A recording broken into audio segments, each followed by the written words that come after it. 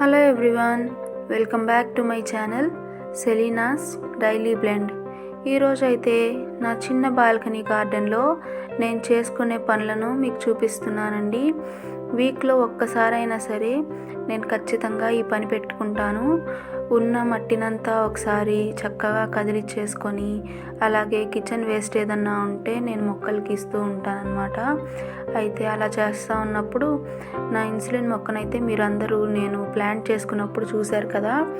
కరెక్ట్గా 1 మంత్ కూడా అవుతుందో లేదో పక్క నుంచి చిన్న చిన్న పిలకలు అయితే వచ్చేసినాయి. ఒక్క మొక్క పెట్టుకుంటే ఇప్పుడు నాకు 3 మొక్కలు అయినాయి అన్నమాట. ఆ తర్వాత మనం ఎప్పుడైనా సరే మట్టికి దగ్గరలో ఆకుల్ని ఎక్కువగా ఉంచకూడదు. అలాగే మొక్కకి కూడా ఎక్కువ ఆకులను అయితే మనం ఉంచకుండా ఉండడం మంచిది. ఎందుకంటే ఎనర్జీ అంతా ఆ లీవ్స్ గ్రో అవ్వడానికి యూటిలైజ్ అయిపోతే మనకి పూత రావడానికి, కాపు రావడానికి లేట్ అవుతుంది. సో నేనైతే ఆకులు ఎక్కువగా వచ్చేసినాయి, మట్టికి దగ్గరగా ఉంది అన్నప్పుడు నేను వాటిని తీసేస్తూ ఉంటాను.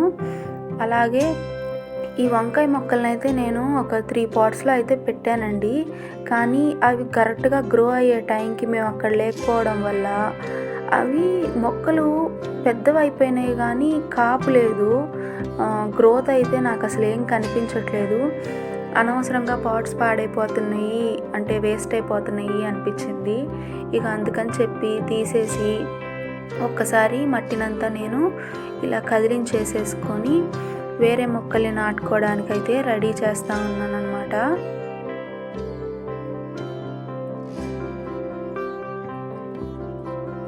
ఆ తర్వాత ఇందులో చూసారు కదండి, ఇదైతే కంప్లీట్గా మట్టి కంటే కూడా నేను కంపోస్ట్ అయితే చేశాను ఈ బిన్లో. సో అందులోనే నాకు మిరప మొక్కలు నాటుకుంటే చాలా హెల్తీగా పెరిగినాయి. పాట్ చిన్నదైపోయింది, మొక్కలు ఎక్కువ అయిపోయినాయి అని ఒక 2 మొక్కలు అందులో నుంచి తీసేసి ఇప్పుడు రెడీ చేసుకున్న పాట్స్లో విడివిడిగా పెట్టేసుకున్నాను.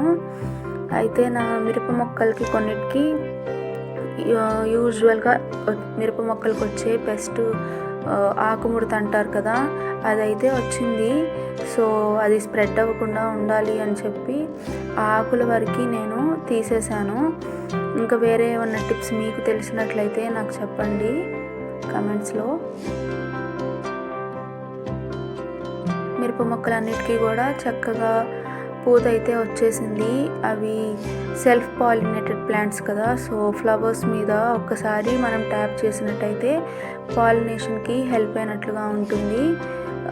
మిరప మొక్కలే కాదు, టమాటా మొక్కలు కూడా సెల్ఫ్ పాలినేటింగ్ ప్లాంట్సే.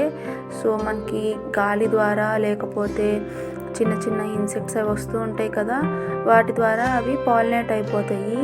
మనకి డౌట్ ఉంది, ఇంకా మంది బాల్కనీ గార్డెన్ మనము పూత వేస్ట్ చేసుకోకూడదు అనుకున్నప్పుడు, అట్లా పూలు వచ్చినప్పుడు పూత వచ్చినప్పుడు ఒక్కసారి ఆ ఫ్లవర్స్ మీద చిన్నగా ట్యాప్ చేసినట్లయితే ఆ పోలెన్ అనేది మనకి పడి చక్కగా పాలినేట్ అవుతాయి. ఈ లీఫ్ చూసారు కదండి, అట్లే ఒక్కటి పెద్దగా అట్లా పెరిగిపోయింది. దానివల్ల యూజ్ లేదు, ఎనర్జీ అంతా అనవసరంగా వేస్ట్ అవుతూ ఉండింది. సో అది కూడా నేను తీసేశాను. మొక్కలకి ముఖ్యంగా మనము వేరే కెమికల్స్ అవంతా ఇచ్చే కన్నా మన కిచెన్ వేస్ట్నే మనము ఇచ్చినట్లయితే అది చక్కగా కంపోస్ట్ తయారైపోతుంది. ఆర్గానిక్ కూడా, మొక్కలు కూడా చాలా బలంగా పెరుగుతాయి. నేను బయట నుంచి కెమికల్స్ లాంటివి ఏమీ తీసుకురాను, ఈ కిచెన్ వేస్ట్నే నేను ఎక్కువగా వాడతాను. టమాటా మొక్కలు కూడా చాలా బాగా పెరిగినాయి. అలాగే ఇన్సులిన్ మొక్కతో పాటు నాకు ఈ టమాటా మొక్క కూడా ఒక మంచి సర్ప్రైజ్ని అయితే ఇచ్చింది. చిన్న టమాటాలు కూడా వచ్చేసినాయండి. నేనైతే చూడలేదు, ఇట్లా ఈ పని చేసుకుంటా చూస్తే నేనైతే చాలా హ్యాపీగా ఫీల్ అయ్యాను. మనకి ప్లేస్ లేకపోయినా కూడా మనకున్న చిన్న ప్లేస్లోనే మనం కొన్ని మొక్కల్ని పెంచుకుంటే ఆ మొక్కల నుంచి వచ్చే ఫ్రూట్సే కానీ వెజిటేబుల్సే కానీ ఉన్నప్పుడు ఆ సంతోషమే వేరు కదండి. మీరు కూడా అందరూ ఖచ్చితంగా మీకున్న చిన్న ప్లేస్లో అయినా సరే ఏదో ఒక మొక్కలు, ఇట్లా వెజిటేబుల్స్ ఫ్రూట్స్ అనే కాకుండా ఆర్నమెంటల్ ప్లాంట్స్ అయినా సరే ఏవైనా పెంచడానికి ట్రై చేయండి. అలాగే టమాటా మొక్కలకి మనకి ఇట్లా సైడ్లో చిన్నగా సక్కర్స్ లాగా వస్తూ ఉంటాయండి. అంటే కొమ్మకి ఆకుకి మధ్యలో మళ్ళీ ఒక చిన్న కొమ్మలాగా వస్తుంది. దాన్ని మనము ఎప్పుడు కూడా ఎంకరేజ్ చేయకూడదు, అలాంటివి తీసేయొచ్చు. ఒకవేళ అది ఎక్కువగా పెరిగిపోయింది అంటే అది మళ్ళీ ఒక కొత్త ప్లాంట్గా కూడా మనము వాడుకోవచ్చు అన్నమాట. అంటే నాటుకుంటే అది ఒక కొత్త టొమాటో ప్లాంట్గా కూడా అవుతూ ఉంటుంది. సో ఈ టిప్స్ అన్నీ ఫాలో అవ్వండి. అలాగే మీరు కూడా మొక్కల్ని పెంచడానికి ట్రై చేయండి. ఈ వీడియో నచ్చినట్లయితే లైక్ చేసి, షేర్ చేసి, సబ్స్క్రైబ్ చేయండి. Thank you.